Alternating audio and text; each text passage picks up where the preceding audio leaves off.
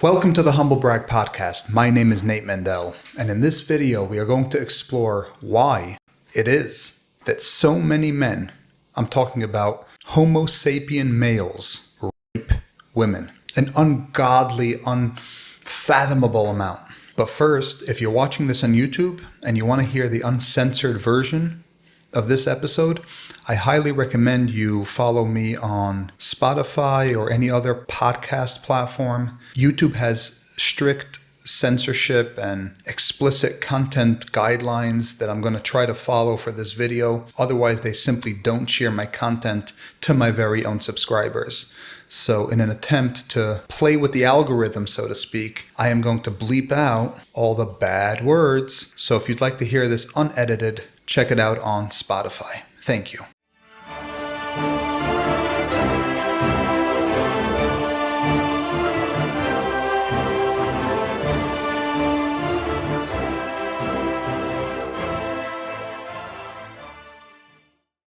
I hate injustice. I'm currently in Vietnam right now, and so I decided to learn about the Vietnam War in order to understand local sentiment a bit better, to understand how Vietnamese view Americans and what that whole relationship is like. You know, it doesn't really matter when you're not here, but when you're here, you begin to wonder, like, how do they view me? How do they view my home country? And of course, we've all grown up with some history and understanding that there was a Vietnam War, but how many of us actually learned it in depth? So that's what I'm doing right now. There's a great documentary, I think it's an 8 or 9 part series by Ken Burns, I believe his name is. My father put me onto him, and it's on YouTube. Actually, in America, if you don't have a VPN, they only give you the first episode for free. Then they want you to pay. But because I'm in Vietnam, they seem to allow Vietnamese to listen for free. So I'm a couple episodes in, and it's really fascinating to learn the full history of the Vietnam War, or what they call the American War, right? The Vietnamese view it as the American War, not the Vietnam War. And whenever I watch these things and questions arise, I do research. As I'm doing some research online, I'm on Google Images, an image appeared. And it was an image of what seemed like 2 American soldiers, one standing on each side of what seemed to be a young or underage girl who was nude. They were laughing. She didn't look like she was having a good time. And it stood out to me because it seemed like it was a form of abuse during wartime, but by American soldiers. Well, it turns out that that image that I was viewing was actually an image of 2 French soldiers who sexually assaulted a young girl in Asia, and somebody took a picture of it, and they're in this picture smiling. This was shocking because, this wasn't Hamas barbarians, right? This is not criminal cartel gang leaders or gang members. These are what seem to be soldiers from a democratic country. That single photo sent me down a historical and psychological rabbit hole that I did not expect. What I found disturbed me enough that I'm recording this episode immediately. The numbers that I'm about to reference represent only a fraction of the documented cases from the past century. And what you're about to hear should be genuinely unsettling. First, let us begin with the most recent, the most close to home. On October 7th, Hamas terrorists, savage barbarians, alongside Palestinian civilians, invaded Israel and committed mass acts of sexual violence against Israeli civilians. These were not incidental crimes. They included deliberate mutilation, sexual torture, and extreme degradation inflicted on both living victims and on the bodies of those already dead. Although there aren't exact numbers, because the nature and the culture surrounding Jewish women being raped leans toward secrecy, shyness, and being hush-hush and quiet about it, we do know that this took place systematically, not to 1 or 2, systematically across the strip and at the Nova Music Festival to many, many girls. We're talking about sick acts that would make your stomach turn. Cutting the breasts off of women and playing with them. Shoving tools, sticks, and other sharp objects into women. Torturing them while they were raping. Sometimes killing them while they were raping them. And then continuing to rape them after they were already dead. To think that there was even a question whether we had the moral right to flatten Gaza, unthinkable. But I digress. That moment, and having lived through it in the sense of, seeing the video, it hitting so close to home, made me look backward into history. So let's take a look at some other examples. Okay, we got our list here. Let's check it. Darfur, Sudan, mid-2000s. UN officials cited estimates of at least 25,000 cases per year of sexual violence. Let's look at the next one. Democratic Republic of Congo. A survey of 2007 and population estimates, researchers estimated about 1.69 to 1.8 million reported having been raped in their lifetime, and about 407,000 to 434,000 reported rape in the preceding 12 months. So close to 500,000 had reported in their recent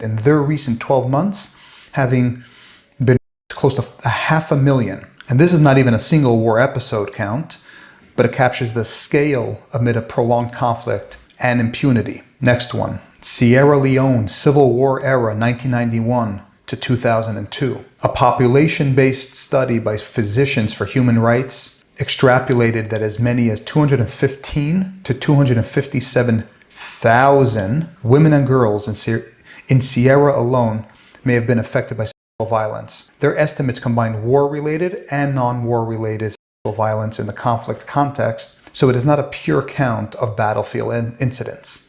And the reason I'm making this distinction is because I primarily did the research in the context of war. So some of these kind of mix in with each other because there's a lot of rape during wartime, but then it also spills over into that era. Let's keep moving. Rwanda genocide, 1994. Estimated 100,000 to 250,000 women raped in roughly 3 months. Between 100K to 250,000 reported just in 3 months. Some sources cite even higher, but this is the one that is widely accepted. Next, Bosnia, 1992 to 1995. Commonly cited estimates are 20 to 50,000 women during the war, with variation across institutions and reporting systems. Next, Bangladesh Liberation War, 1971. Estimates commonly cited are 200 to 400,000 women and girls raped by Pakistani forces and allied militias. And the Holy Grail, World War II, Germany, 1944 to 1949. Historians estimate hundreds of thousands to as many as 2 million German women and girls raped, with the highest estimates tied to assaults by Soviet troops during the war and early occupation. This doesn't even take into account all the Jewish women that were raped by Germans. This is talking about German women raped by the Soviet soldiers. And just about every other war in the past 100 years has many, many cases. This is just a small list. Vietnam War, you have the Korean soldiers. There were multiple Asian wars where there's reporting of American soldiers raping Asian women. In fact, there's a term for it, which we'll get to momentarily. But let's back up for a moment to that image of the 2 French soldiers and ask the same question over and over. What is this? Obviously, something here is profoundly broken. But what is it? My first instinct was to assume biology. That is how modern culture explains everything. Evolution, instinct, and animal nature. But that theory collapses quickly. I don't know of any animals that rape as a mating strategy. Even species that appear violent in reproduction, like lions, are following mechanical and hormonal patterns, not sadistic coercion. And among our closest relatives, the apes, systematic sexual violence is rare. So that didn't add up. I dug further. Across zoology and anthropology, forced mating is not a dominant evolutionary strategy in complex, social, long-lived species. Humans in particular evolved around peer bonding, cooperation, and long-term potential investment.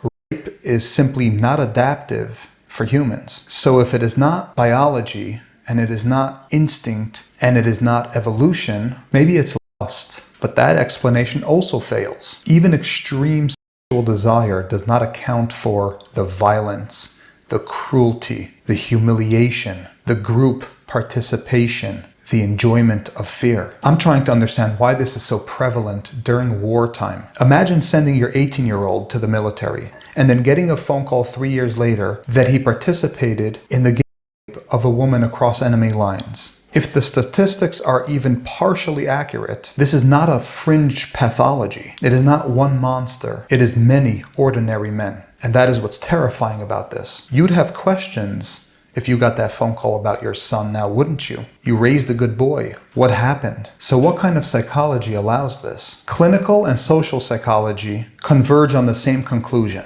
Rape is not primarily about sex. It is about control, domination, power, humiliation, dehumanization, the assertion of superiority and power. Okay, now we're getting closer. But this creates another question. Why?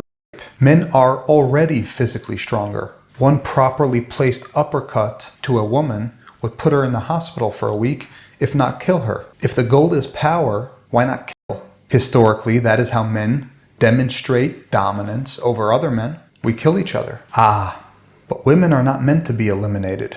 They are meant to be broken. And this is where shit takes an even darker turn. You see, rape is not only violence, it's systematic violence. It destroys identity, safety, dignity, lineage, and community trust. It leaves the victim alive to carry the damage. That is the point. And that leads to the next layer. Before modern contraception and abortion, most pregnancies were carried to term. So who are all these children? How many millions of them exist due to rape in wartime?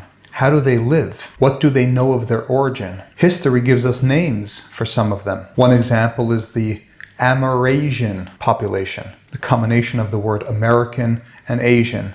Amerasian, children born to Asian mothers and American soldiers across Vietnam, Korea, and other US conflicts. Many of these children were abandoned, stigmatized, denied identity, education, and belonging. Some of them left to die, some of them dropped off at orphanages. Another is post-World War II Europe, where occupation children were born to women impregnated by foreign soldiers. Many were hidden, adopted out, raised in silence, raised by the grandparents, given up, of course, never knowing the fathers. Often these parents told the children that their fathers died in war, not revealing that their true father is a foreigner who raped their mother, pretty much never knowing the truth. They are essentially living consequences of violence that did not end when the war ended. So what is the conclusion?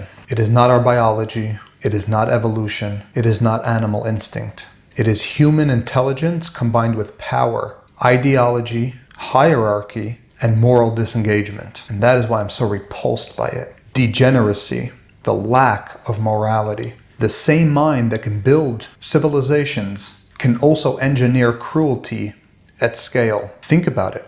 Animals, they can't industrialize cruelty. They can't commercialize evil. Humans can. I wish I could offer a solution. I cannot. It's riveting. It's unfair. It's unjust. And this has been the reality all throughout history. I'm simply pained by the injustice, and I'm stunned by the magnitude. You have to understand how significant those statistics were. This is not some people. For millions of women to be systematically raped across every single war requires hundreds of thousands of men to do the rape. These are ordinary people. Is there something about war that pushes them over the edge? What happens when you send someone to war? When do they change? How do they change? Like I said, you send your 18-year-old. Obviously, he's not raping anybody the next day. So what happens between then and when they're in battle? A year, 2, 3? At what point do you lose your moral bearings? Do you lose any semblance of ethics and holiness and strength and discipline? And at what point do you resort to your inclinations and your instincts and decide that this is what I need to do to feel powerful, to feel in control, to feel superior? When does that switch happen? To be so intelligent as a species, to have such access to God, we could talk to God, we could have that relationship on a much deeper level than every other animal. And then to behave this way, it's not just evil, it's profoundly stupid. It's like somebody handing you $1 million lottery ticket and you burning it or lighting it on fire to light your cigarette. Unthinkable. We know better. Heck, every animal species out there knows better. Unbelievable. So let me just say this. Strength is not aggression. Masculinity is not domination. Power without restraint is not strength at all. Like I said when I covered the Andrew Tate phenomenon, who just so happens to also be a rapist, pounding your chest like a gorilla and beating women who are 1/3 your weight is not strength, and it's not masculine. A truly strong man is defined by discipline, self-control, restraint, and moral authority, despite having the ability to inflict harm. Yes, I have the might, I have the aggression, but I don't use it. That is strength. These new age content creators, these leaders of little boys walking around half naked, rah, rah, rah, rah, rah, demonstrating that women are subpar, and then evidence surfaces that shows them beating these very women, and then they call themselves strong. Like, what has happened to our society? You know, sometimes I wonder, does somebody like Andrew Tate get attracted to Islam because he is who he is? Meaning, was he a rapist first and therefore he was attracted to Islam?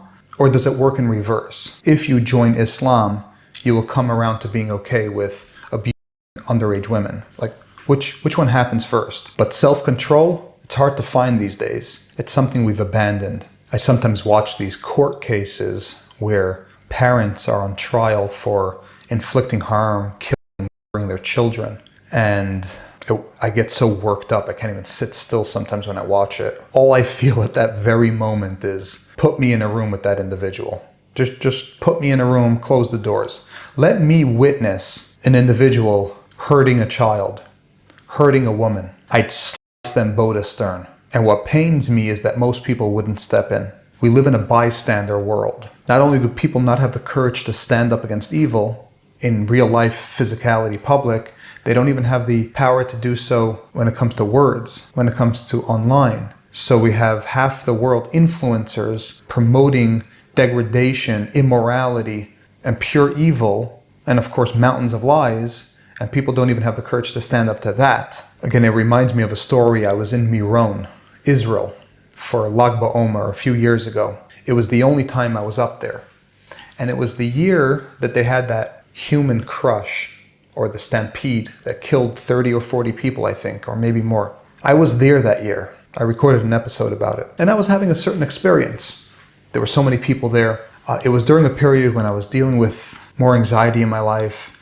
So I was a bit uneasy in my head, as it is. When people have high anxiety, you become a little edgy. So I wasn't having a great time. Like, there's way too many people here. I was trying to figure out how to get out of there. It's a little complicated, the busing system. You're kind of stuck on a mountain. I'm walking around, kind of enjoying it, not here nor there, just taking in the experience. And I noticed some Sephardi guy abusing his woman. And mind you, this is taking place around hundreds of people. He's verbally abusing her. He's kind of smacking her around, shoving her. And the guy's friends, the acquaintances, the people nearest to this incident, and then people around, like just regular bystanders, everyone sees this taking place. Nobody is saying anything. I don't even speak Hebrew. And of course I walk up, I'm like, yo, don't do that. He was like smacking her or something, like in public, in front of hundreds, maybe thousands of people. Walk up, I'm yo. So of course, what does somebody like that do? He's a bully. He tries to come at me. As he's, coming at me to shove me or whatever, boom, I hit him with one of those to the throat. He steps back, reassesses. Then he tries coming at me again. And we may have thrown hands for a moment. I don't remember exactly. I remember his buddies grabbing him, kind of containing him, and a lot of people getting in between us too. We may have thrown a couple punches. I don't even think he laid his hand on me, or he tried to, but he didn't succeed at it. And I was just like dumbfounded that the audacity to physically abuse an innocent person, A, B, to do it in front of people, and C, that nobody's responding. My adrenaline was through the roof. My anxiety was pumping. I was like, fuck this, I'm out of here. And I started walking down the mountain, thinking that I could walk off this mountain, not knowing that I can't really. I have to come back up, take the bus. It's a whole system. As I'm walking down the mountain, I see ambulances flying up one after the next. And it occurs to me, something must have happened. So I jump on my phone And then I see the reports that there was a stampede. That was my experience that year. Not only was I there, I got into some altercation and I had to step in. And that's very nerve-wracking to do when your mind's not right, you're in a new place, you're surrounded by foreigners, you don't speak the language, there's hundreds or thousands of people around, but that should be the default.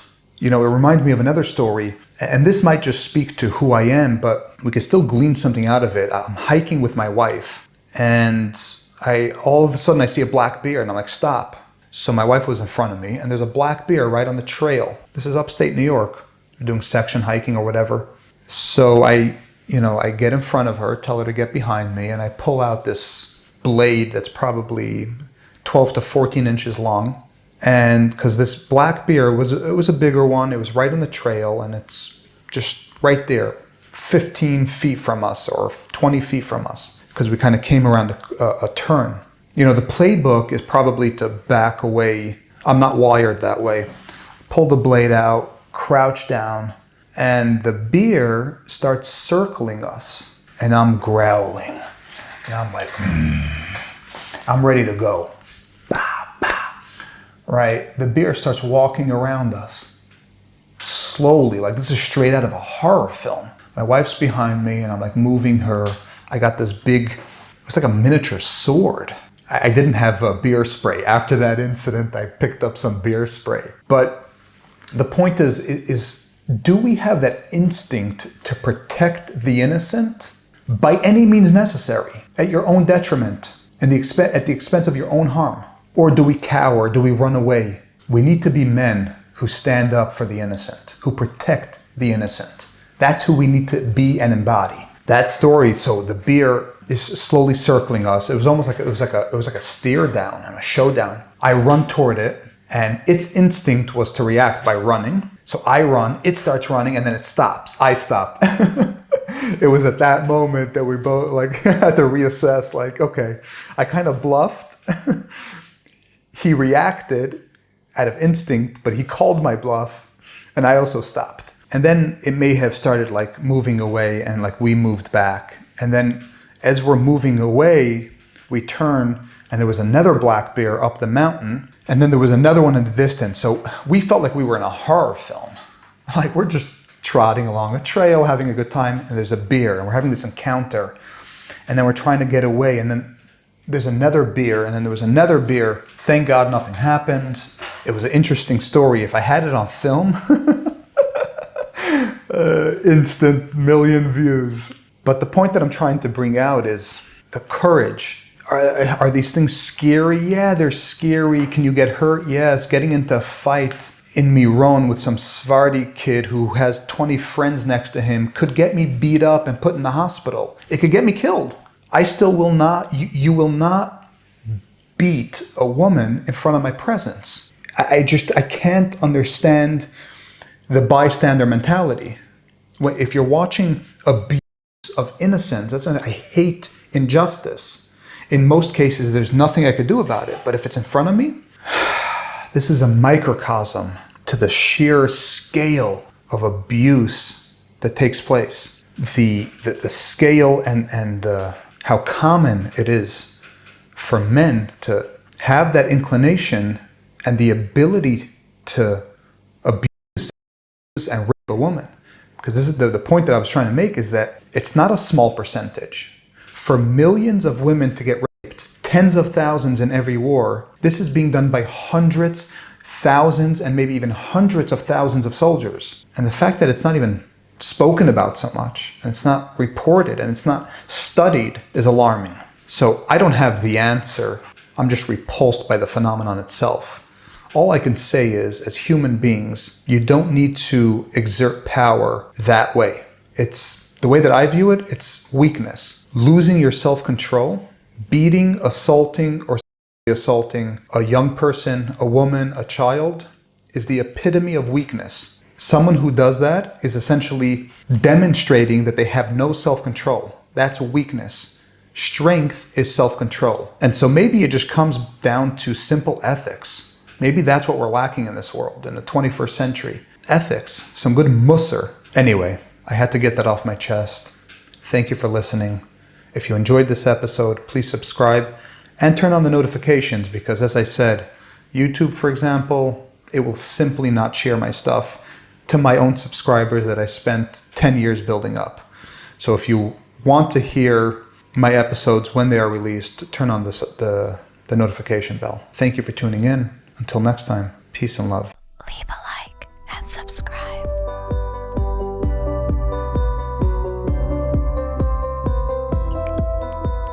Subscribe.